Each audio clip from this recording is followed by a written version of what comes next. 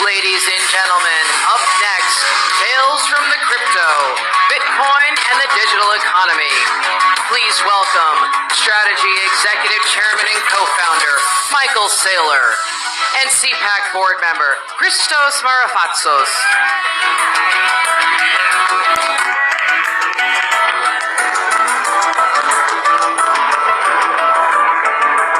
There she is.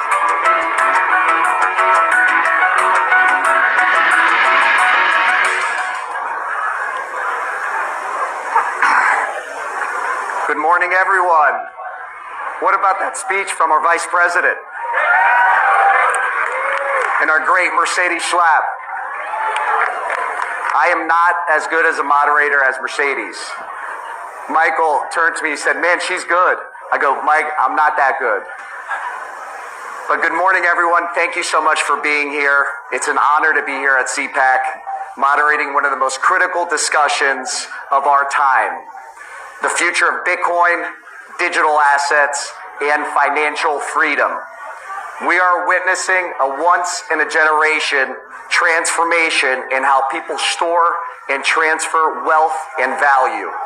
And today, I have the privilege of introducing a man who didn't just predict the future of money, he's helping build it. In 2020, as governments printed trillions of dollars, where it weakened our US dollar, one CEO made history. Michael Saylor became the first major CEO of a US publicly traded company to transfer his entire balance sheet from cash into Bitcoin. Historic. That's incredible. That's risk. He is the largest single corporate holder of Bitcoin in the world, owning 478,740 Bitcoin. Now worth $48 billion. Michael just didn't talk about Bitcoin. He bet on it. He built on it. And he led the way for corporations, investors, and people like me and you to invest and remain sovereign. He remains one of the most influential voices in financial and technological history, proving that Bitcoin isn't just an investment. It's a revolution that America has to dominate. Please join me in welcoming one of the most fearless and financial minds in our future, a champion of digital freedom and a trailblazer, Michael Saylor. Well, thanks for the intro. I'm really excited to be able to address this group today because I think that Bitcoin represents the most powerful technology force for conservatism in the world. And I don't know that that's fully appreciated, but Satoshi many years ago had this vision for sound money and sovereign money via technology, via modern cryptography, modern semiconductors, the modern internet. And that idea of giving economic power to the individual in the face of the overwhelming power of the collective, when you feel like the government's against you, the banking system against you, the currency is against you, big tech is against you, when you're the little guy, when you're struggling for freedom and struggling in the face of overwhelming power, you need some advantage. And Satoshi created this network that's based on two principles. One principle is integrity, and the other principle is sovereignty. The integrity, we all know, is there'll never be more than 21 million Bitcoin, and that's enforced by millions and millions of computers and hundreds of millions of people everywhere in the world that believe it's not okay to lie, cheat, or steal. It's not okay to distort the truth. There is a truth. There is a universal common ledger that no one can tamper with, no one can corrupt, not a nation state, not a company, not a politician. And that idea of a censorship-resistant, unstoppable version of the truth was a first in human history. It was a first. And then the second idea is sovereignty. It's like, well, if there is a truth, can you own it? right? So with Bitcoin, the idea is you can own a Bitcoin and you don't have to trust a bank with it. You don't have to trust the city with it. You don't have to leave it in the custody of a big company. You can take self-custody. So we oftentimes say, what do you own? The only thing you own are your memories. Everything else in this world that you own at the pleasure of someone more powerful than you, and they can take it away from you via force. What they can't take away from you is your experience and what's in your head. And the brilliance of Satoshi was, what if we could put all of the money in the world into the heads of the people? What if what you knew was the password to unlock all of your wealth or protect it, and nobody else could take it away from you? And that's a profound shift, because what Satoshi did was gave us a network where hundreds of millions of people can own and control their economic energy in a censorship-resistant, unstoppable fashion. And that was an idea worth nothing for a year, and then it became worth $1 million, and then it became worth $1 billion, and then it became worth $10 billion, and then it became worth $100 billion. And when MicroStrategy, now Strategy, got in the business about 4 years ago, it was worth $150 billion. And today it's worth $2 trillion. And at that time, you were a software company, and you saw this as an opportunity, a different opportunity. We were a software company, and we were staring at a quick death or slow death or take a risk.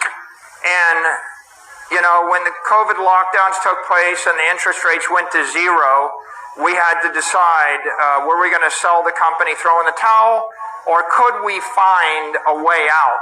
And this is the challenge that 40 million companies in America have, which is, if you're not one of the Magnificent Seven, if you're not Apple or Google or Microsoft, how are you supposed to compete in a world where trillion-dollar companies have all the power, big banks have all the power, big government has the power? And Bitcoin offered us the way out, because if you recapitalize a company on Bitcoin, you're not slave to the bank, you're not slave to the currency, you're not slave to the local politician that tells you what you can do and how you can use your money. Instead of having the central bank take interest rates to zero and keep them there forever, right? Bitcoin gave us a 60% return every year, because the Bitcoin interest rate is set by a global decentralized system of capital flows. So my company was able to save itself when we switched from Bitcoin, from the U.S. Treasury or the bond to Bitcoin. Our market cap increased from $1 billion to $100 billion. And our enterprise value increased from $600 million to $105 billion. And we went from a $500 million company growing 0% a year, competing against a monopoly, Microsoft, where it's hopeless, to a $50 billion company growing 60% a year that's part of the digital economy. So I feel blessed, and we are very fortunate, but that really motivated me with a mission. And what I realized is, Satoshi gave us a way out of our conundrum. Satoshi gave us a strategy that makes a small company big and powerful, that makes the individual more powerful than the state, that turns the power balance between the collective and the individual on its head. And the secret to that is this powerful worldwide network that puts the individual first, that's uncorruptible, that anybody can join, that gives you unfettered, uncensored property rights. Well, to that point, I had spent the last couple of days preparing for this and had a list of questions for Michael. And about 10 minutes before we sat down on the stage, and he goes, let's talk about why Bitcoin is conservative. Let's talk about why this is your coin and this is your industry. So, Michael, how is Bitcoin conservative? Why should it be important to this audience, the largest conservative conference in the world. Bitcoin literally represents the conservation of energy in cyberspace. Satoshi implemented a protocol which is inherently conservative. If I send Bitcoin to you, I lose it, you have it. I can't create more. I can't lie about it. The thing that's beautiful about nature is conservation of energy. Conservative is based on natural law. It's based on the idea that if you just make something up which isn't true, you'll be punished. And the Bitcoin network represents that innate integrity and truth. So, you know, if you think about the world today, there's just an inherent force. There's a struggle between capitalism and socialism, between people that believe in freedom and free markets and those that believe in central planning and collectivism. And if I'm a socialist, I want to take away your guns and your money. And Bitcoin is money that they can't take away. Like, what freedom do you have if you have all of your money in a bank that can freeze it? What freedom do you have if you have your money embedded in a currency where someone can print 4x more of it without your approval and debase it to zero? What freedom do you have if you own real estate in a city where the mayor can put rent control on it or expropriate it, or the governor can tax it away from your family? What freedom do you have if all your wealth is in a business where the government can tell you you can't operate, shut down your pipeline, tax your employees, tax your income, regulate your product? And the answer is, you only have conditional freedom until the government changes and they just take away that freedom. And then when they take away your wealth, when they take away your economic power, they're going to starve you to death, and then you've got nothing. So Bitcoin represents putting your economic wealth in cyberspace. It's beyond the reach of the mayor, beyond the reach of the governor, beyond the reach of any nation state, beyond the reach of any other company that would do you harm. It is the first time in the history of the human race that you can bind economic energy tightly to an individual, to a family, to your company, and you don't have to ask permission to have economic wealth, to have money. And you don't have to live in fear that someone gets up on a morning and just takes it all away from you to power you down. And so if I am conservative, I want a family, I want a company, I want freedom. Well, how are you going to pay for it? And if you live in a country like Venezuela and the currency goes to zero, you're going to be begging for food next week. Wouldn't it be great if I could take the wealth of my family and put it into a network that no one can loot, no one can corrupt? And at the end of the day, I don't want to gamble my future. I don't want to take my life savings and gamble in the stock market. I don't want to take my life savings and gamble that the mayor of the city won't just take my property away from me. I actually just want to own the wealth. I want to own my money. And Bitcoin is a way for you to convert your capital into digital capital that will last 1,000 years. Your country will be, your company, your country, or your family will be wealthy for generations to follow. You don't have to live in fear. And when you don't have to live in fear, when you have economic independence, you can actually stretch your time horizon out, and you can build an institution, you can build your family, you can build a life for yourself. Michael, you talked about several things there. One is wealth, sovereignty, agency, the ability to come in and for someone, a mayor, a city councilman, to take what you have. We've seen that happen from New York to California. A lot of us have been subject to this. And then you also talk about leadership. We have President Trump. We have the greatest leader our nation has ever had. He's compared to George Washington. People love him. We love him. He sees Bitcoin, he sees the digital asset industry as an exceptional opportunity. How can America ensure its dominance moving forward?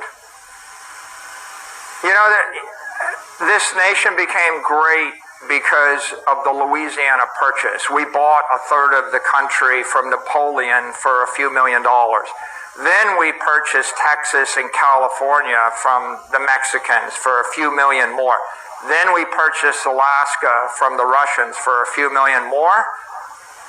We didn't even know there'd be $1 trillion of mineral rights underneath Alaska when we purchased it. They called it Seward's Folly. But what I'm describing is manifest destiny. If you want to create a great nation, you have to build it on valuable property. You have to know, where is all the money headed? Where is the future? When we bought California, we didn't know there'd be a Hollywood. We didn't know there'd be a Silicon Valley. No one really considered. In 1867, we didn't have a petroleum industry. And so where is the money headed in the future? The money's headed to cyberspace. Bitcoin is property in cyberspace. The manifest destiny of this country is to own cyberspace. And I think that President Trump understands the value of owning scarce, desirable property. If we go to cyberspace and we buy Bitcoin and the nation embraces Bitcoin, then all of the capital in the world, all of the Chinese money, all the Russian money, all the European money, all of the money from the 20th century, the money invested in a Siberian warehouse, the money invested in, fill in the blank, anything you could possibly own in Africa, all of that capital is flowing into cyberspace. It's going from physical to digital. It's flowing from the 20th century to the 21st century. The 21st century is going to be 1 billion AIs thinking 1 million times a second. And what are they going to be using to move their money around? They're going to use digital money because they can't get a bank account. They can't get a credit card. I have to approve my wire transfers from my bank once a week. It takes about 20 minutes, and they ask me on the phone whether the money should move. It's a good problem. What's 478,740 Bitcoin, Michael? The computers... We don't feel too bad is what I'm trying to say. Yeah, I get it. But my point we've been doing it that way for 50 years. And if you look at the way the digital economy is going to run in the 21st century, it's going to be 1 billion computers thinking 1 million times a second, moving assets at the speed of light. Bitcoin represents digital capital. That network is $2 trillion today. It's going to be $20 trillion in 4 to 8 years. It's going to be $200 trillion in 20 years.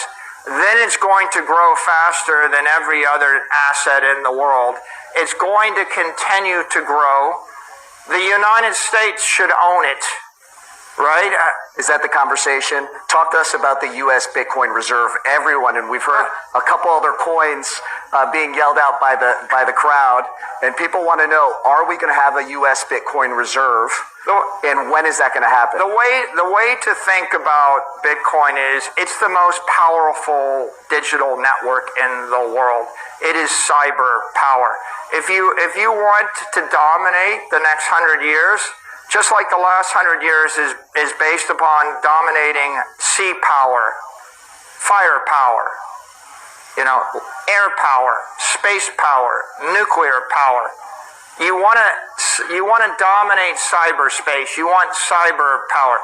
It's the unstoppable network that no one can corrupt. And the use of the unstoppable network, among other things, is hundreds of trillions of dollars of capital moving from point A to point B.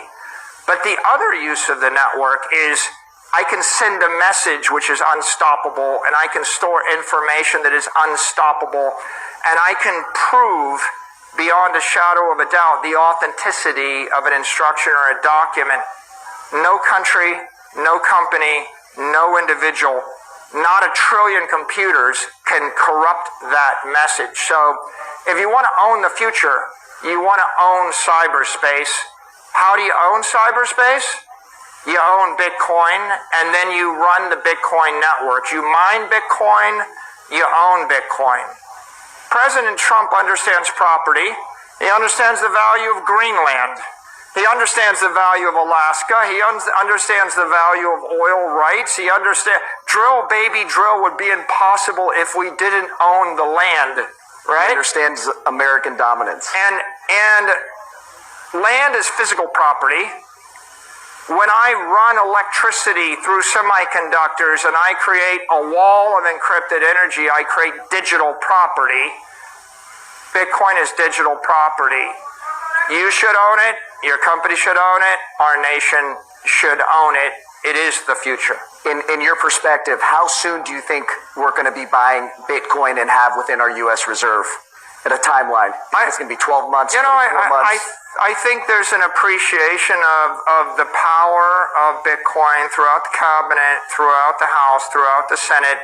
There's going to be a political process by which we build consensus with the White House, the Senate, and the cabinet, and find the right way through. But, you know, what I would say on this topic is the U.S. could own 20% of the network like that for free.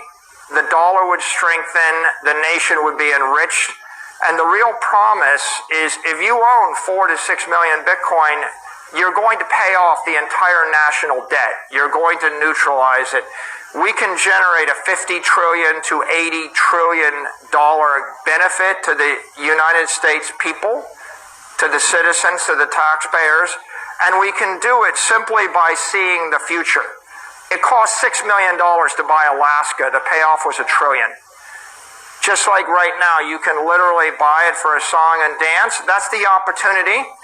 The risk is that you wouldn't want the Saudis to buy it first, or the Russians, or the Chinese, or the Europeans. And there's only room for one nation state to buy up 20% of the network. And obviously, I think it should be the United States. I think it will be the United States. It's a way for us to enrich ourselves and emerge as a creditor nation in a matter of a decade. It's also a way for us to ensure that we're the economic leaders in cyberspace and the digital economy for the next 100 years. And if we do that, every one of our allies will follow us, and then all of our enemies will end up having to buy into the network once it passes 10 or 20 million a coin, and they will enrich us. And we saw that just yesterday. President Trump was in Miami, and he was talking about Bitcoin. The Bitcoin reserve is a touchy subject. A lot of people want to know what other coins within the digital asset industry are going to be involved. The U.S. does not just hold just gold and oil within our reserve. It holds up to 27 other trace minerals. And so we're completely diversified. Do you see room for another digital asset to be included in the Bitcoin reserve or the U.S. financial reserve system? I think the key thing to keep in mind right now is that Bitcoin is a commodity. It is an asset without an issuer. There is no company, no individual, no country, no entity that can corrupt it. It has reached escape velocity. It has gotten to the point where it is basically a freedom virus, a truth virus, a monetary virus. It has been embraced by $1 trillion of smart money. That is, $1 trillion of real money has been invested in the network. It is 99% of the digital power on Earth. It's fairly unstoppable. And so if you're going to capitalize a company or a country, you want to capitalize it on property or a commodity or a network which is beyond the point where anybody could change the nature of it. And so that makes Bitcoin the most certain thing in the digital universe. And when you talk about certainty, and when you talk about truth, over the last 4 years, we've experienced as a culture travesty.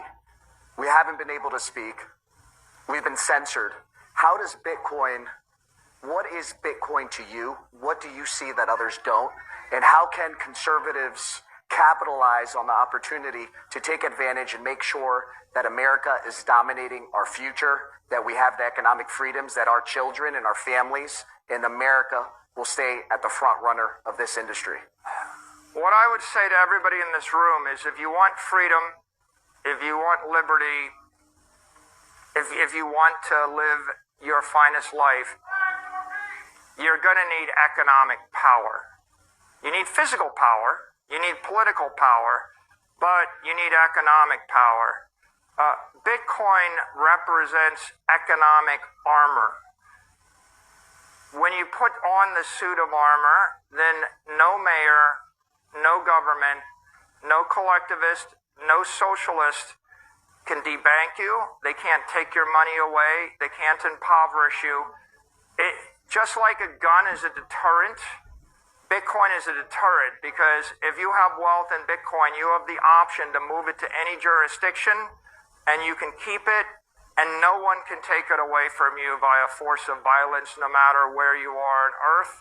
And so Satoshi gave us an opportunity. I hope I intrigue all of you with the opportunity and you go do the research and determine for yourself how you benefit from it. But I just leave you with the thought that Bitcoin is economic armor. You have, Michael. Thank you. God willing, we have as much Bitcoin as Michael one day. This is a defining moment for digital assets. It's a defining moment for our country. We thank all of you. Michael, thank you so much for joining us. CPAC is going to be at the front of the digital asset industry. We see Bitcoin and the entire industry as a significant resource for our country and our people.